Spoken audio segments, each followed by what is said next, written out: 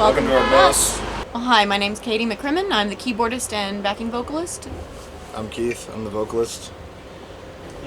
Ron, the bass player. We call it Doom Wagon. Doom Wagon. We've been calling it Black Betty lately. Yeah, it's got a few. Yeah, it's got a few of them. The Murder Machine. That's the new one. I do about 95% of the driving up here. It's not too different than like a car or a truck, but you definitely have to like pay attention to what you're doing because it's way bigger. So you have to watch out for blind spots because idiots will come up next to you and try and literally go underneath you. We actually had that happen on the way here.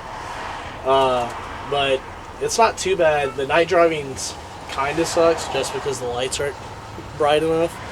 So you kind of got to pay attention to what's going on in that. But other than that, it's not too bad. We just have a lot more schematics and little do-dillies up here. Just show them over there.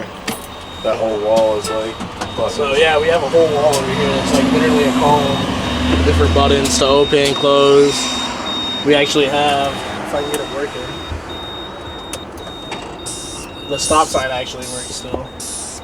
People are stopping. It's actually a sausage. So it's not a bus anymore. It's a full-fledged sausage. But yeah, that's pretty much it up here. I mean, for a little while, we just kind of started letting people just write whatever in the bus. Like some of our friends from Memphis over here, and just, you know, weird shit everywhere. We try to collect posters from events, shows, cool things we find at venues. Either that our friends play or that we play or whatever. We got this for Canada. This was like it's like a birthday card or I don't know what kind of card it's supposed to be, but it was how we got our guarantee from a promoter in Maryland earlier this year. This one right here is actually super cool. It's made out of metal. That's something a fan did of us. It's like a trophy plate material, basically. She does those, and she does them for bands that she likes. She comes out to our show in Michigan and gives those to us. It was a straight up school bus, and actually these guys ripped all the seats out, built the bunks, and like redid this within 24 hours. Well, about a total of 48 hours with the paperwork, getting it registered, getting the bunks in there, making sure that it was legal to drive as a motorhome. That's how it's registered. And this is actually not our first bus. We had an old bus, but the transmission was going, so we trade for trade, got this one in Ohio, and this is what we're touring in now. Right here is like my office. I'm usually tour managing for us, and you know, if it's a headlining tour, the other bands on the tour, making sure everything's running smoothly. I'm also a booking agent in the off time, so I'm usually laptop here, working here, whatever. We also got like you know, makeup here, baby powder's kind of essential on tour, stuff to make you not smell like shit, Tums, rolling papers, you know, stuff like that, the essentials. This area usually we'll pull out these folding chairs or like sit on the cooler or whatever, and this is kind of, I guess, our makeshift little front lounge area where people get ready, where if we want to have friends up on the bus and, you know, party a little bit or hang out or whatever, this is where we do it. That way people aren't like back in our beds and stuff. And if you're like, this is my shit, it probably should go with you. If not, this little weird crate, it has paint, magazines, food, chips, tools, you know, whatever in it.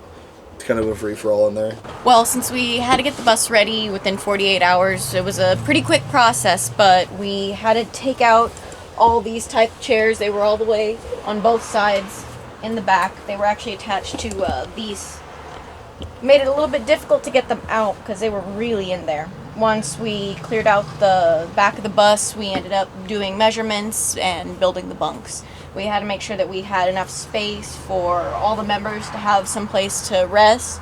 Also, too, recently we lifted them up so we could have storage space underneath. We sometimes put gear or luggage underneath them as well. Everyone has their own individual space where they put all their personal items, their gear. This is our guitarist's bunk area. It's the bog. And all their stuff. We have a little storage area for all the instruments and some of the drum hardware in this spot. We tie it in and it fits nicely right there. Basically, we just kind of like made our equipment kind of like a living space as well. You know, just kind of like mixed the two. We got our merch up front, our mic stand with all of our dead animal bones and all the stuff that's not good for you. And then we just pretty much mixed it with our living area. We usually kind of like mix it up. Like, you know, sometimes someone will pick up the slack for somebody else if they're having a rough night, or, you know, we just, but besides that, we kind of have like a Tetris system, you know, other than that. This right here is our merch guy, Icer's bunk. This is Ron's bunk. This is usually kind of empty because Ron's usually driving all the time. So, but seen him do some weird shit in here. This is Chuck's bunk with Squawker, Texas Ranger. That's the overseer of the sleeping space. Yeah. And then a buddy of ours did some drawings up here. Flyer with us and Snoop Dogg back there. Yeah. That was an interesting show. He apparently didn't know he was booked for it, and yeah, they fake booked him, I guess, the festival. So we ended up playing with like Hinder or something like that. Slightly disappointed. I wanted to open for Snoop Dogg. That would have been pretty cool to say. This bottom one is my bunk. I sleep on my luggage back there. I sleep surrounded by the dead shit, pretty much, and I load my gear back that way using the emergency door. Laundry. This is actually a pretty cool bag we got from Testament when we toured with them. A laundry bag. And then the whole bottom under here is all the a lot of the stage props and stuff, and people's shoes and stuff that shouldn't be out in the middle of the aisleway. And this is my bunk back here. I know it looks like a crazy 12-year-old girl decorated in here, but it's really comfortable. And I don't actually have a mattress. I sleep on some foam padding and a lawn chair cushion, but it's really comfortable, and it's been suitable for me over the past few years that I've had it. So my friend gave me the little Hellraiser guy over there. It was my friend Carrie. He's been my little tour buddy for about 3 years now, and then I love steampunk, so I saw that little dragon at a gas station. I was like, I have to have it. But no, I mean, our fans have always brought us some really cool stuff, whether it's like food, sodas. A fan, I don't have it here with me because it was really delicate, but a fan brought me a little dried gecko in a nice little floral frame. Also, too, some of the animal bones that we use in our stage props, those have been gifts from our fans as well. So that's pretty cool when you can say, oh yeah, our fan brought us a pronghorn skull, or my cousin gave me a buck skull. So, but they're hiding way down back there. My bed's pretty boring, so I don't keep a whole lot in the bus. I kind of pack super light for a tour, so I have less stuff to keep track of and lose and damage, I guess. Bring it on tour, it's pretty much history, so kind of touring minimalist as much as possible. I like to keep my stuff hidden. So I keep it up on top.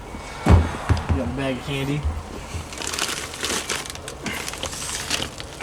So I worry about it on tour. And that's all I got right now, but usually that's where I stash it at. So we're the Convalescence. This is where we live 7 to 9 months out of the year. Catch us on tour. We're on tour all year, every year pretty much. We got a big show on the Bloodletting North America tour coming up in Detroit soon. Sold out hometown show in Toledo. And we're going to be hitting the studio again soon, so look out for a new record in early 2019.